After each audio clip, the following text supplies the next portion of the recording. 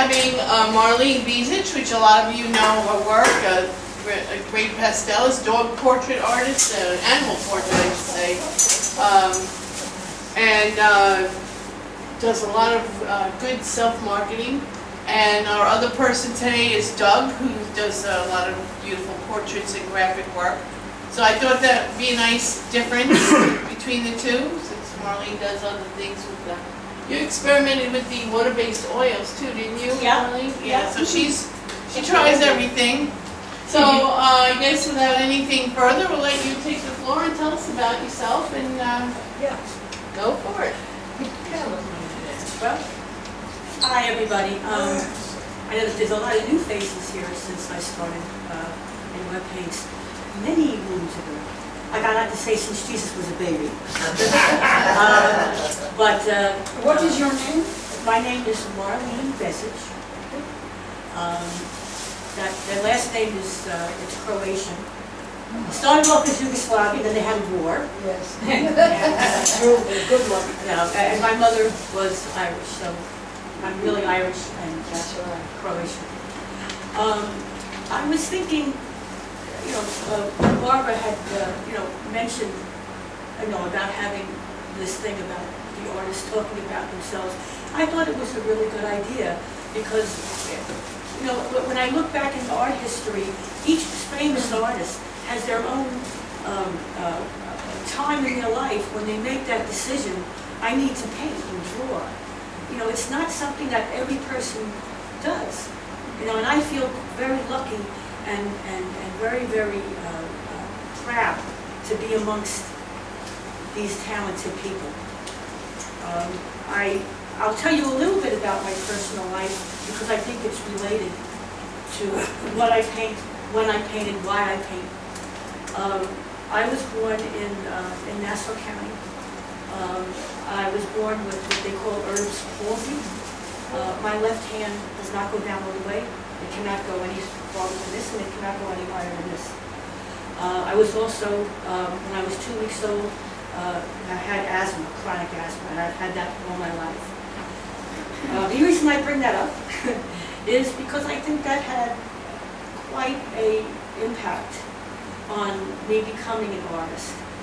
When I was little, nobody had asthma when I was little, a long time ago.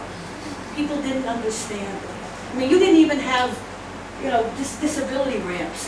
People just didn't want to know about it. Or they thought that they thought their kids were going to catch it. Or they thought, oh God, if she has an asthma attack, what are we going to do? So therefore, I didn't have that many friends because I had to be very careful. The only medication they had at that point, up until I was 8 years old, was if I had an asthma attack, I rushed to the hospital, shot me with adrenaline, threw the oxygen mask over me, and that was it. So God forbid you couldn't jump around. I was allergic to everything God created. So I couldn't have milk, I couldn't have chocolate. It was a mess. So I think that's the reason. One time, I remember ever since I was in kindergarten, my one remembrance of that is they had they put a piece of craft paper down, and you laid on it and you sketched it. You sketched out your body. And all I remember was I had a very pretty plaid vest, and it had all kinds of colors. And all I remember was putting the colors in. I had to put the colors in the patterns. It always fascinated me. Up until, and then as I got older, my parents, who were always so supportive, they got me the old John Nagy art set. Yeah, I'm dating myself.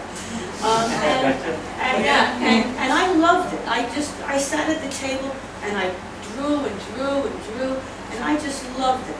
And I think because, when I was in school, I had to explain. I went through my whole school age explaining. When I went to the gym, well, how come you can't do gymnastics? Well, here's a note from my doctor. I got it.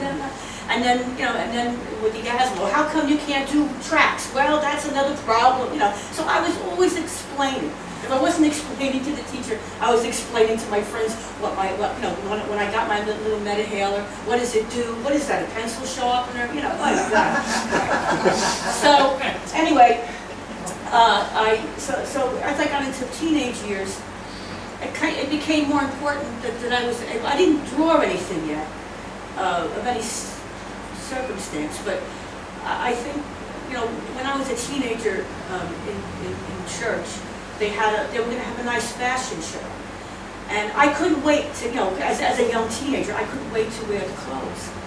And one of the ladies came up to my mother and said, well, you know, I don't think you should be in the fashion show because, you know, the clothes aren't going to fit her right. Because, you know, the arm is going to be long. And so maybe she should stay in the background and, you know, serve cakes or something. Oh, yeah. Well, my mother. So needless to say, we didn't participate. Now, the only reason I bring that up is because that's when I do my painting, when I'm with my friends, you know, it's no explaining, you know, it is what it is. My name is there, you don't know that I have, you know, that my left arm isn't working, you don't know that I can't, you know, that's what it is, and nobody can tell me, oh, you can't do that because of that, you know, so I think that was a big, you know, long-winded story, but that I think was my catapult into being an artist. Now, I went through high school not doing any art whatsoever. I mean, I was on second honors, couldn't do math. When I got to like, I think 8th or 9th grade, you know, there was a thing where I did, I forget what the homework was, but I used to love to copy the Peanuts comics. Loved it. So I did one of those, and I brought it into my art teacher, and I was so proud of it. I said, oh, he's going to love it.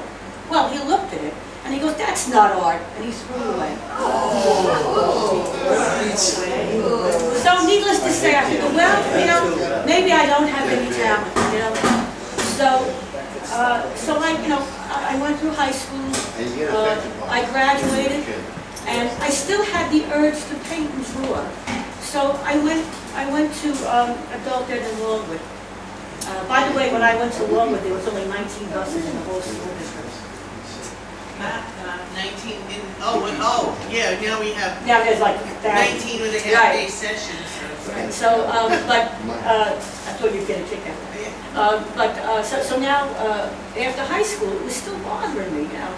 So, and I didn't go to college because I didn't, other than art, I really didn't, nothing interested me to warrant that kind of money. I said, Dad, I'd rather just go to work. So I went to work, got a part-time job, and then I read in the paper, so serendipitous, that this woman, Audrey Swanson Marlowe, was going to give adult education classes in art. And I said, whoa, that's for me. So I signed up, and she began my journey. And I call it a journey because to me the journey never ends. She began my journey and really took me under her wing. She was tough. I remember one time we were in I started in Adult Ed, and then I quickly transferred to her house in Wading River where she gave lessons. And I went to her house. I had 2 jobs, plus I went to her house three nights a week, you know, to learn. And she was wonderful. She was a Pastel Society member. She had a one-woman show in Salmagundi. She worked for Prince Machiavelli as a repeat artist. Well, she wasn't a repeat artist. She was the artist that did the design for the repeat artist to do.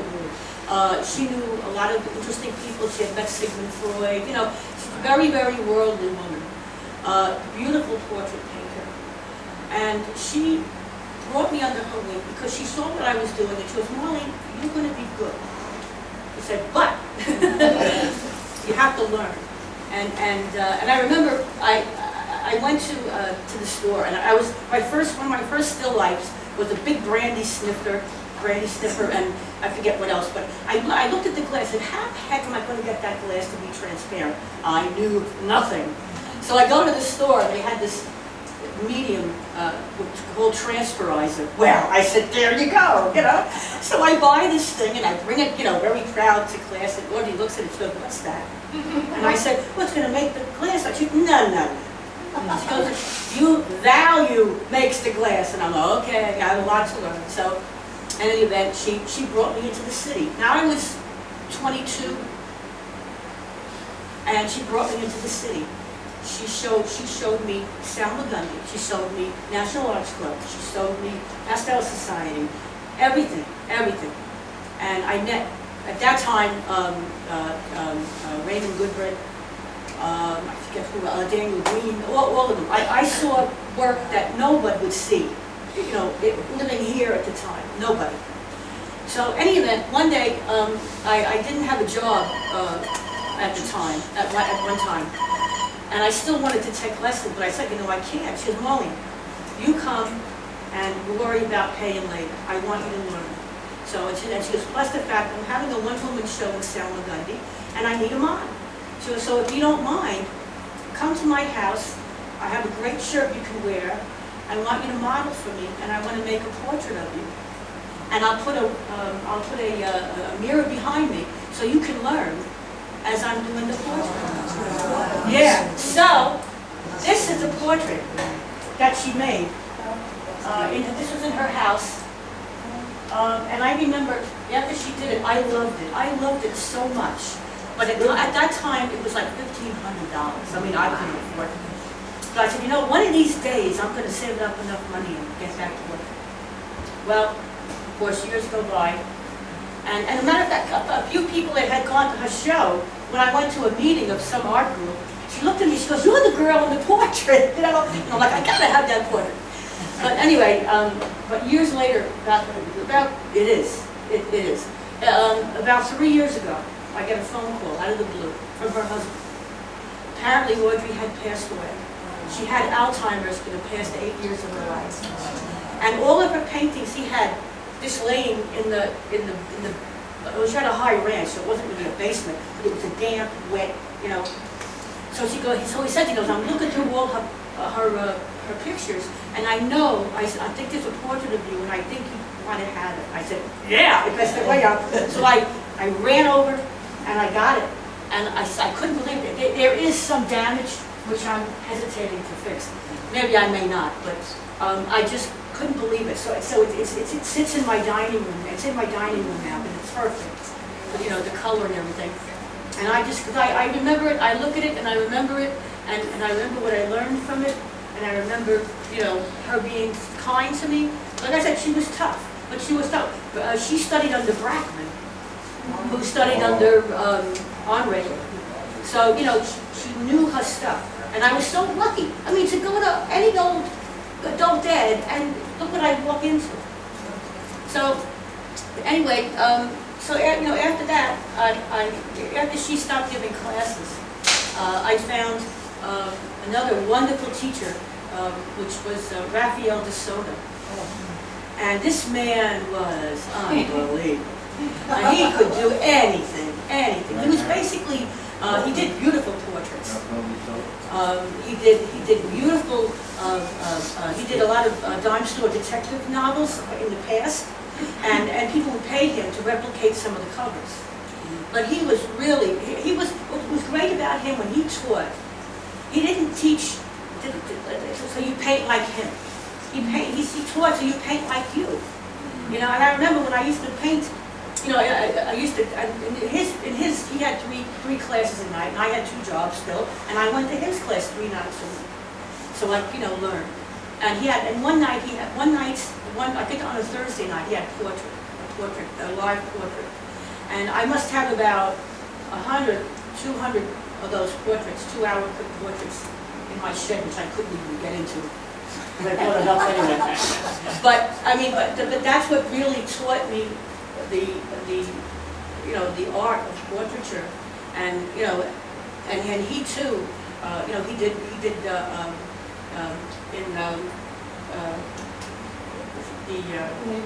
yeah, thank you. Lady of Our Island, the statue was made from a sketch that he did. Wow. Yeah, he could draw Jesus blindfolded. So anyway, so he taught me, and he let me go, and I remember a lot of times I'd start using crazy colors, because at that time I didn't use a lot of color.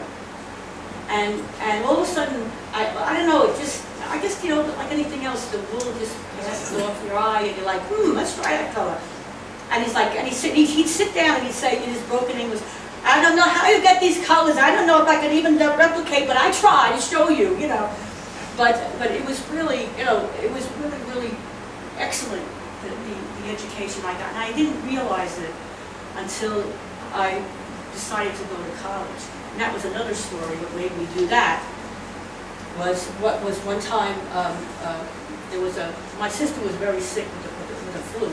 And she told me, because Marlene, be careful, you know, don't come near me, watch it, don't get sick.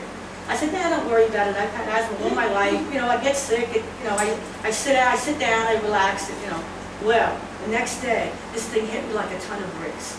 And I was just going to go to the pharmacy the next day to get my medicine renewed. Well, I couldn't breathe. I couldn't breathe enough to sneeze. My blood pressure, I think, was over 200. They had to call. Yeah, they had to call the ambulance came, he gave me 8 albuterol treatments, all that nonsense. They rushed me to the emergency room. So while I'm in the emergency room, again with the damn oxygen mask, which I can't stand, you know, that's why I can't have anything on my face. But I just said to myself, you know, if I get out of this, I'm gonna go to college. I'm gonna get that degree. I'm gonna, you know, so, because I was in a job with Pitney Bowes for many years, which I didn't, it was all right, but, you know, it wasn't anything to do with art, and the only reason I took it was I could paint what I wanted, and, you know, the same old insurance and like everything else everybody needs. So thank God that was all right, you know, they gave me the medication and everything's fine. So I decided to go to college. So I go to college, and that was an experience. My first college class, it was a drawing class, and the professor was really good, Professor Epstein. And I remember walking in there, I was totally prepared. I was an artist. I had everything with me. I was ready to go. I walk in, and some of the kids didn't even have a pencil. A pencil! I said, this is a drawing class. How hard is this? You know? So anyway, but you know, with that, you know, that got me on the road of doing a lot of things I never would do. You know, and I never do again. You know, but like with this. Like here, this is what they call color-aid paper. Yeah. And one is a flat pattern, and the other one has a little more depth to it. And it's an abstraction, but it's a boat on the beach, you know.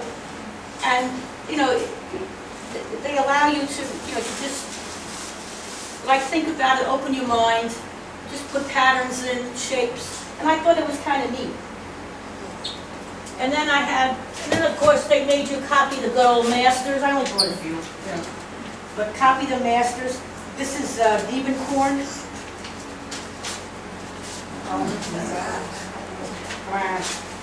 That, well, you can hardly see it, but that's what you know, you had to download it was something he did, and then you had to go copying it, which I didn't really enjoy. I like to look at the masters and study them.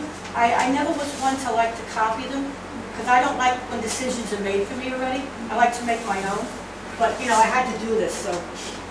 And then this is Francis Bacon, which is right up my territory. That's, yeah, so.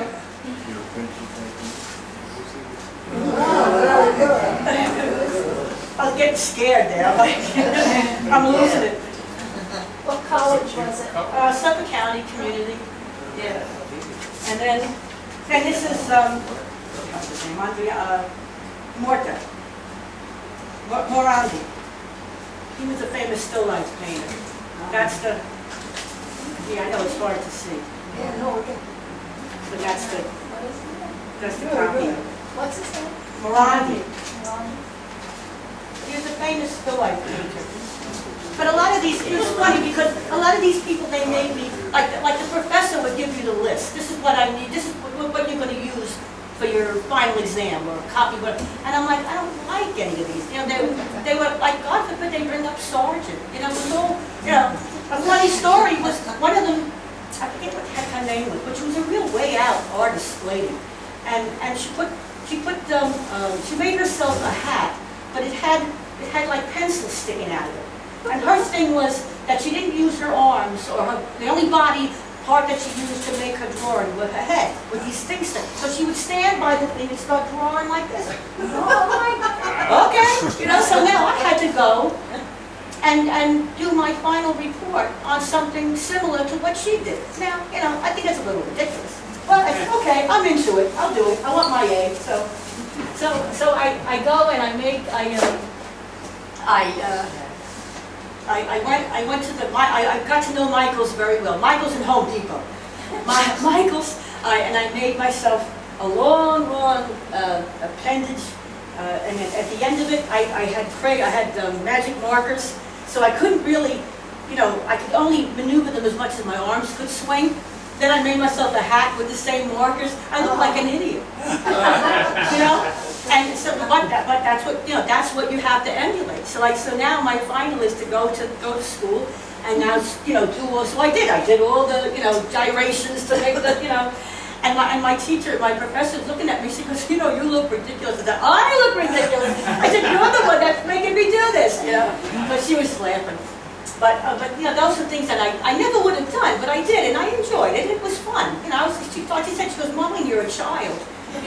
Because she knew that I was already traditionally trained. So now I'm reverting back. I'm a child again. Yeah. I thought that was kind of neat. And then also, here, I like to also, as Barbara mentioned, I like to also play around with a lot of different media, and I brought some things. This is oil pastel. And this again was a live sitter. And what I did, I did it as a wash. Take some turpentine, just spread it out, and I just kind of, built it in from the blue. And then every now and again I do a watercolor.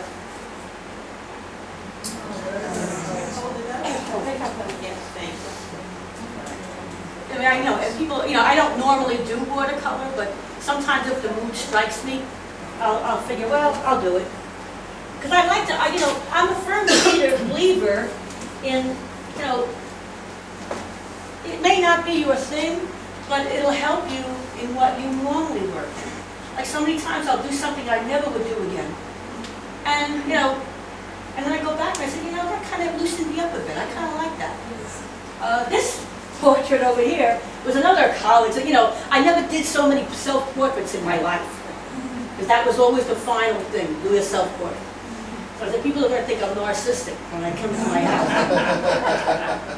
But this originally started off as a depiction of what Alice Neal would do, as far as her colors.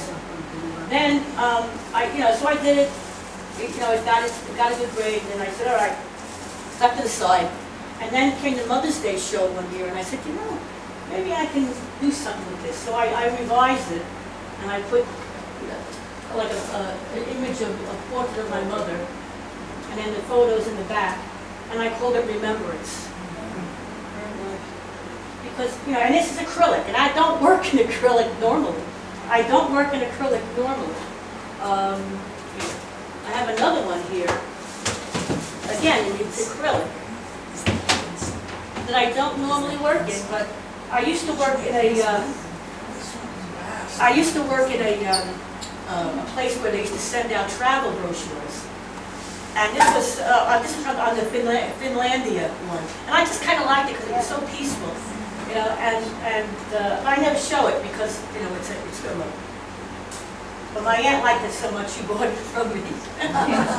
So she doesn't realize it's gone. But again, I treated it a lot like watercolor. I did a lot of washes on it. But again, I never did acrylic again until there. So to me, it doesn't matter. How many times. And also here, this is another one that's not really me. It's a collage of paper and various things with a sea kind of. I think I did it for a theme show. I don't normally do theme things, but I was kind of in a, sometimes I get into a funky mood and I want to do something totally different. And it may work out, it may not, I don't care. But it helps me. It gives me a lot of good feedback. Yeah, a lot of good vibes.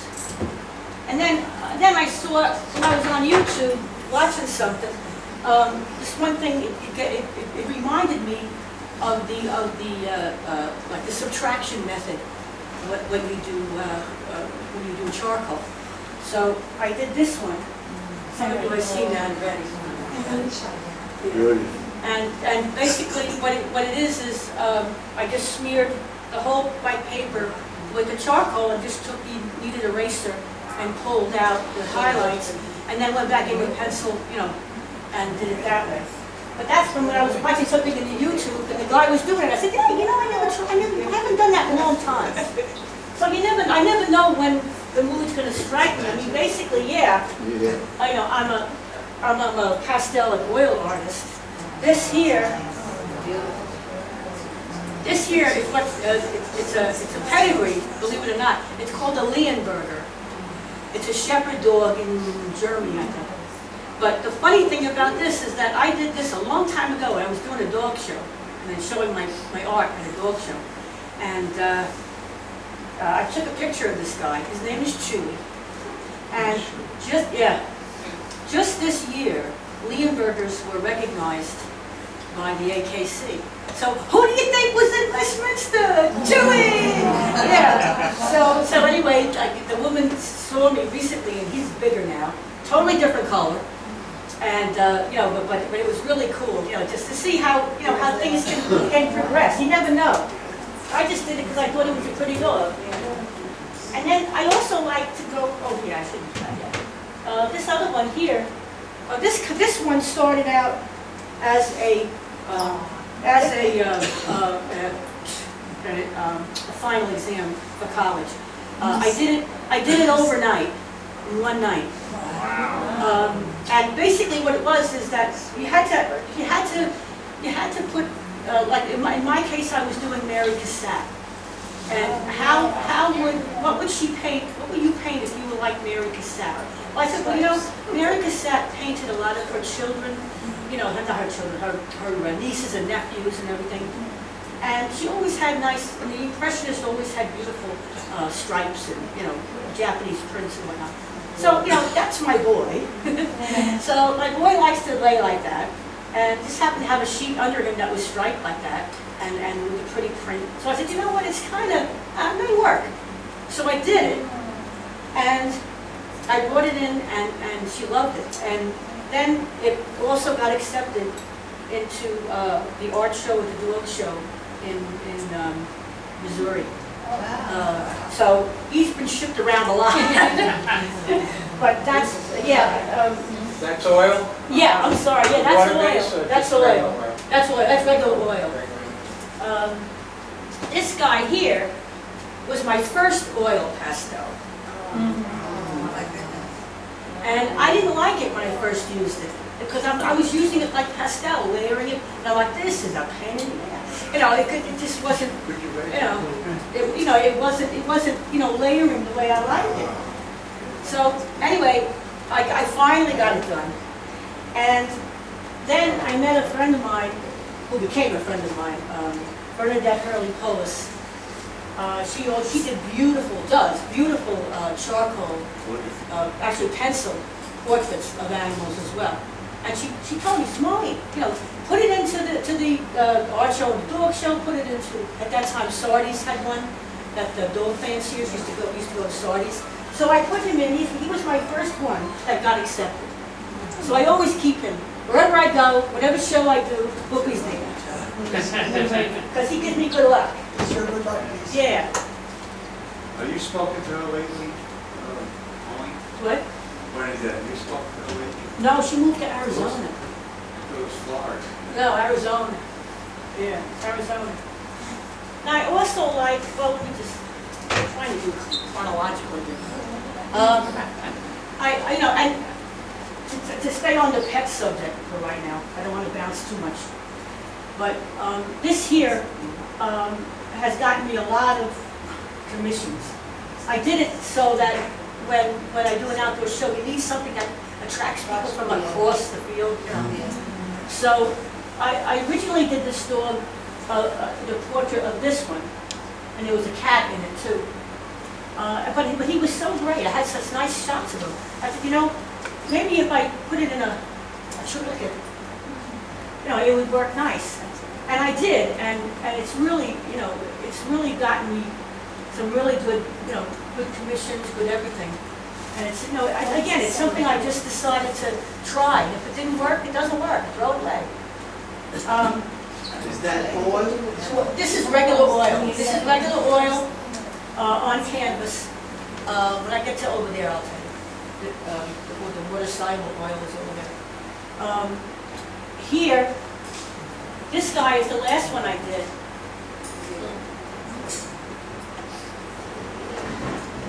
Slide it. Easy. Slide it. This is the last one I did. I just finished him. And this is one of our dogs that we rescued, Snowball, like 100 years old. But anyway, I started it out thinking, okay, it's going to be one of my realistic things. And then as I was working on it, I said, you know, I'm having a lot of fun, you know, just being loose with it. I'm using a lot of color. And I started it with a turpenoid wash, because it was on white Kitty Wallace paper. And I've been, you know, playing around with the turpenoid washes now. And it really, you know, it's one of those paintings that just kind of talks to you as you're working on it. As everybody, I'm sure, has had that happen. You know, and I just love it. You know, it's just, you know, he's Mr. Loosey Goosey. And then, well, I call him the dreamer. And also, I also not play around, I started to do scratch board. I don't know why. This happens to be on a silver scratch board. I don't know if you can see. This is silver scratch board. What is that, silver scratch board? Is it silver finish underneath? Yeah. So like a foil finish underneath. It's not a board though. They're on a thin paper, like a thin kind of, not cardboard, but a thin board. So Where do you buy it? You can any of the catalogs. Dick Blick, yeah. Ampersand makes them, yeah. And they have silver, they have gold, and then they have a multicolor thing. But I just like the silver. Like, what gold? I haven't done anything with it yet. So fun. Beautiful. Oh, thank you. And that's our other dog, Ozzy. And after I did that, I know everybody. This is, of course, why I had to work big in scratch board. I'll never know. But of course, that's me, and that's my dog Jack. And before anybody asks, yes, we have 4 dogs. They're all rescue. Good. And the inn is closed. Now the color is scratch board ink.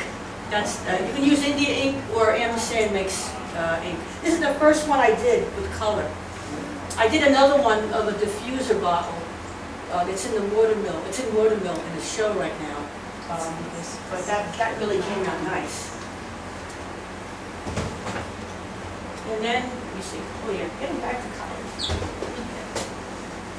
Now. Oh, here's another. Now here is one that's done. It's a portrait I did a long time ago, and it was just, I think this is at the time I was starting to use color. And this is done on Le Carte pastel board. Not really a board. And that's what I started to start playing around with color and using color. Like I said, I didn't care if it, you know, if it looked funky. It was just. I was just experimenting and getting to do a lot and enjoying it.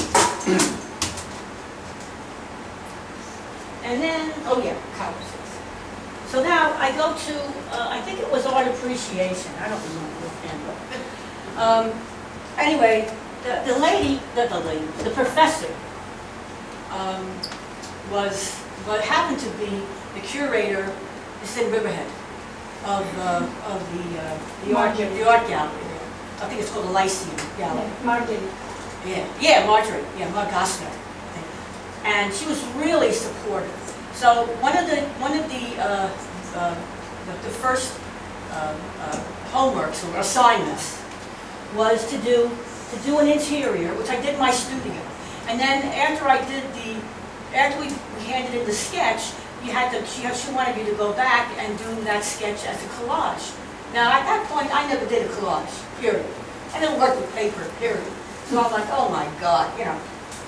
So anyway, the top is the sketch. Because we had to do it on rotten paper, that's why it's not dark. But there's the sketch. There's the collage of the studio. And what was really nice, because you know, when I started in college, I was scared to death. I'm like, what the hell do I know, you know? But I learned that I did know a lot because of these two special people in the beginning that taught me. I knew a heck of a lot. Anyway, she came to me one day, she said, Marlene, I'd like to use your sketch to put on the poster for the student art show. So, here we go. Oh, nice. So that hangs in my dining room too. So it kind of reminds me not to sell myself short. Yeah. Don't sell yourself short. Then, let's see. Then I started also,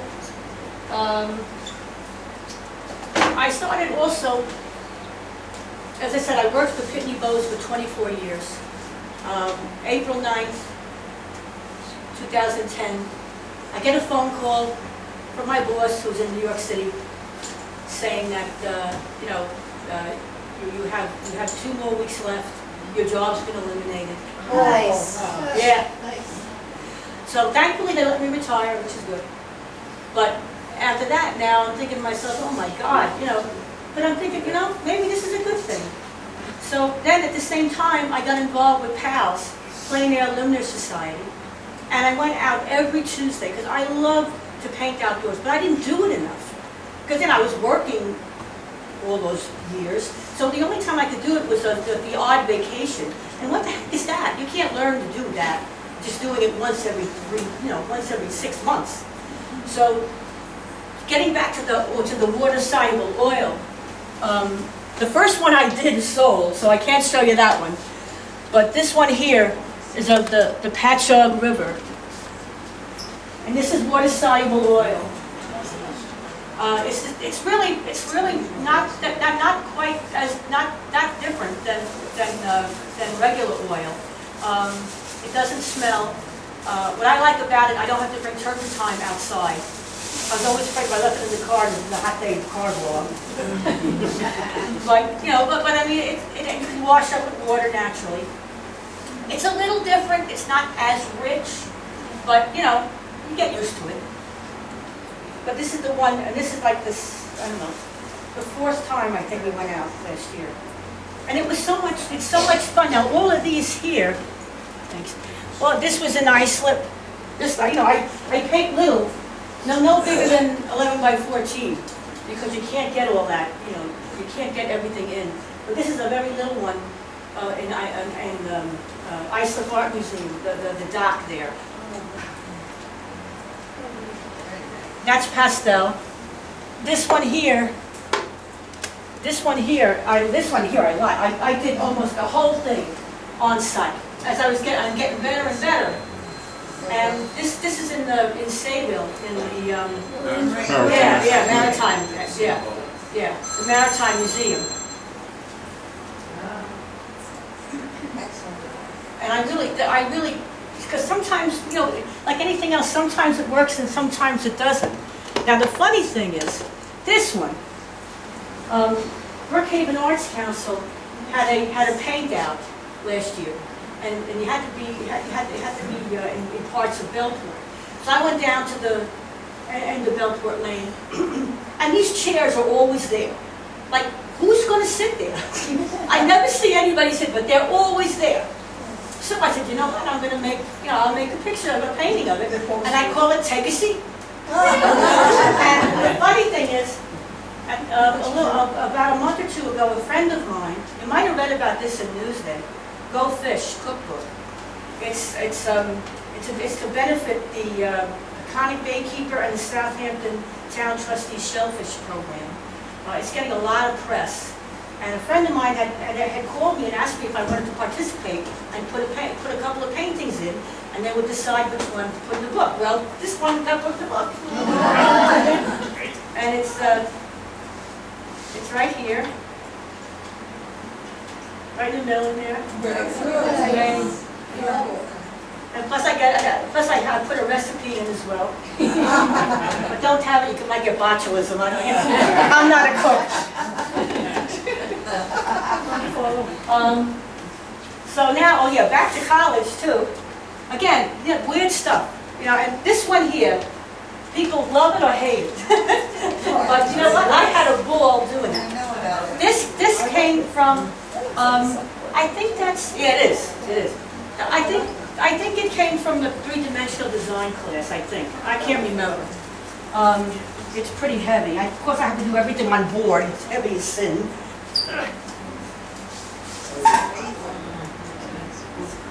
It's made with color-aid paper, paint, pencil, paper, other paper.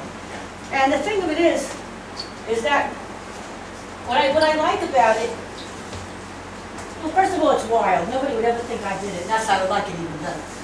But I got these really great stamps, and I never used stamps in anything, not like this. So this one had to create, and this one I really love. It's a quote by Tallulah Bankhead. It's the good girls who keep the diaries. The bad girls never have the time. Yeah, so I thought that was cute. And of course, I found this dog print paper, and of course I love dogs, right across my heart. So, and then the pose was very, I'm a very definitive person, so I thought, I am who I am, and I'm going to make it, as a woman, So anyway, that's why I chose, some of this is felt, so he liked it. That's all that mattered. I got my A.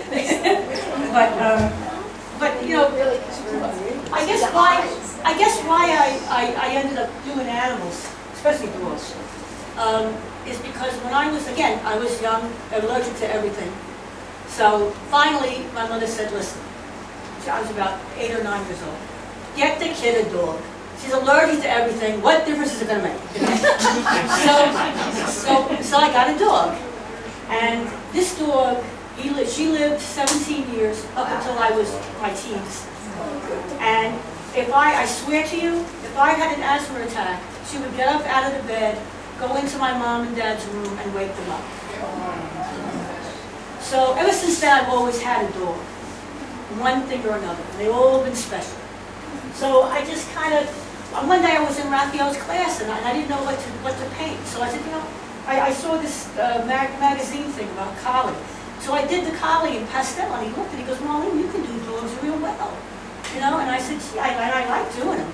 So I just started, and one thing led to another, and now I'm the dog lady. But, and it's funny, this guy here, this is Ozzy. I had to, this is a picture, because he's in a show. I couldn't bring him, the picture, the painting. But this started out as a demo.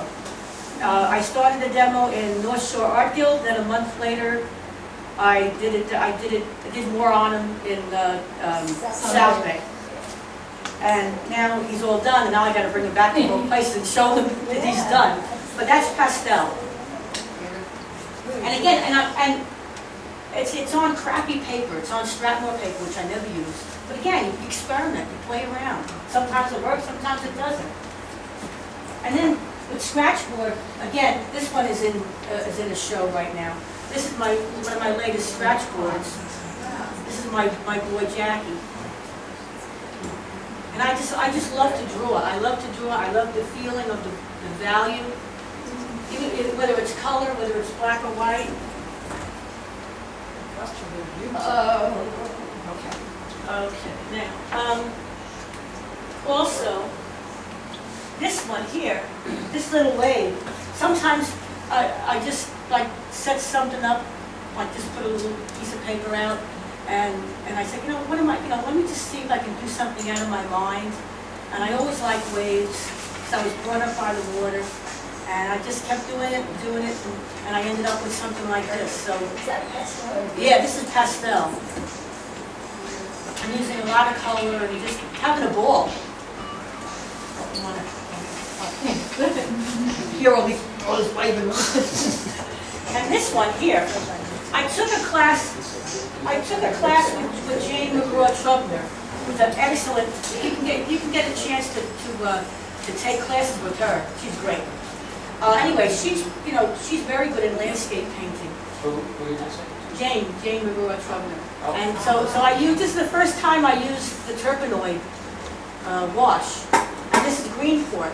And I just got into putting a lot of color, and a lot of bright sunshine and everything. That's plein air. No, this is in my studio. No. My plein air is up there. That's all plein air. Oh, that's And let's see. Oh yeah, this one here. I don't know plein air. Trying not to bounce around. It's impossible. This here, I went to Spring Lake, but it's by where I live. It's a golf course with a pretty lake. And it's like this is no more than 45 minutes. That's it. I had a weird piece of paper, 45 minutes. I just went at it, and whatever it looked like, it looked like. very good 45 minutes. That's fantastic. Well, sometimes I think that sometimes if you do it and not think about what you're doing. Right. Yeah. Was that pastel? Yeah, that's pastel too.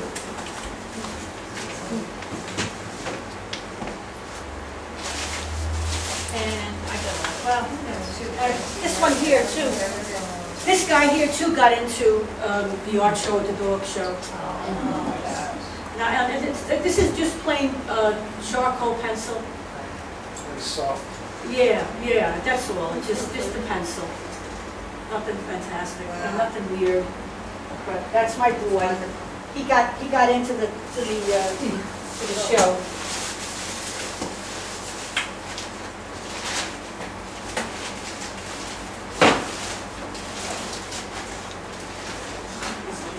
Now this one here. Anyway, I'm almost done. This one here started off as a demonstration. This is water-soluble oil. And it started off as a sepia. I started off as I normally do, as a sepia drawing and underpainting. And after I got it done, I looked at it and said, I almost want to leave it as a sepia, leave it as it is. But then I said, well, I'll work on it some more. But I like the loose quality of it. So I just continued to keep it loose. And he's an old...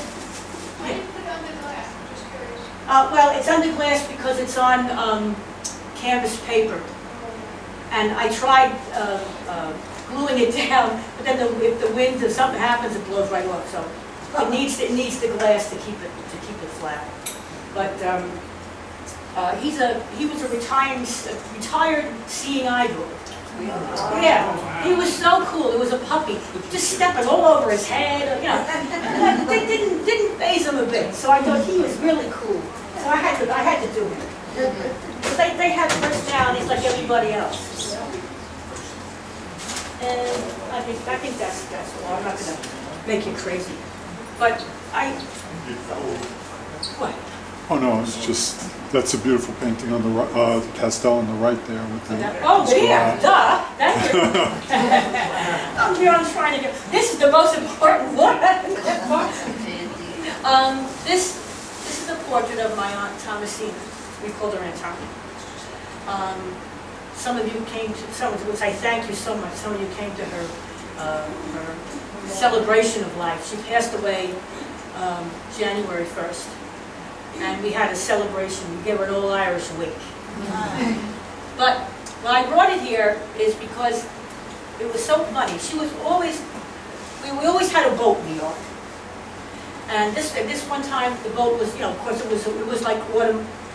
And of course, wooden boat, what are we doing in autumn? We're cleaning it up, So she had her old jacket on and this old hat that she wore, And then she had the nautical rope in her hand, and she looked real rough and ready. So I took a picture. She didn't know I took her picture. So now I start working on the portrait because I really liked it. So she sees me working on the portrait. At that time, my studio was in the house. And she comes in and she goes, "You're not going to show that. You are not." Because I look terrible. I said, "You don't." I said, "You look like you have a lot of character." I said, "I don't want a Pepsi commercial portrait." I said, "I want something with character." So she goes, "Oh, no, no, no, no, no." I said, "All right, I'm just going to do it. Nobody will see it." Ha, ha, ha. So I finished it. I whisked it out of the studio to the framer. I put it in the first show. And at that time, how long ago, we had our show in St. Anne's. That's how long ago I did it. And I put it in St. Anne's, and it won first place. So now, I tell Aunt Tommy, "Oh, really?" And I said, "Yeah, and plus the fact there are 3 people who really want to meet you by looking at your portrait." So she's like, "Oh, maybe I'll go." All right. So that was a different story. So she goes, and serendipitously again, where they hung the portrait, right underneath it was a chair. So she sat in the chair. like she was, you know. She's the celebrity. Yeah. There were, you know, she was like an audit, you know what? So now everybody's meeting her and everything. So now it goes to the next show. So now she's warmed up on the other. So now the next show comes up and it wins again. Something, I forget what. And the same thing, she goes, oh, I love, so now the portrait hangs in the living room.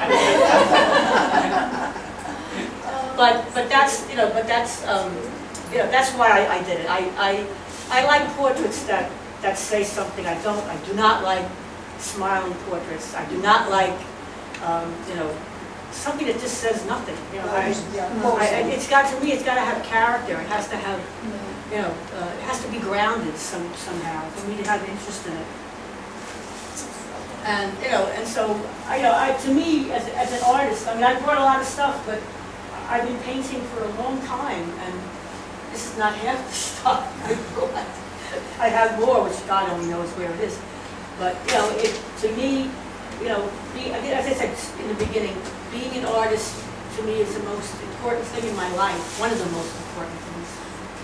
And I love it because it's given me many good friends, and I can, I feel great that I could look at something and say, all right, I could do that. And it's hard, I think about it. I said, what makes a person, because being an artist, other than going to meetings and maybe doing plein air, we very rarely paint together. It's not a together thing.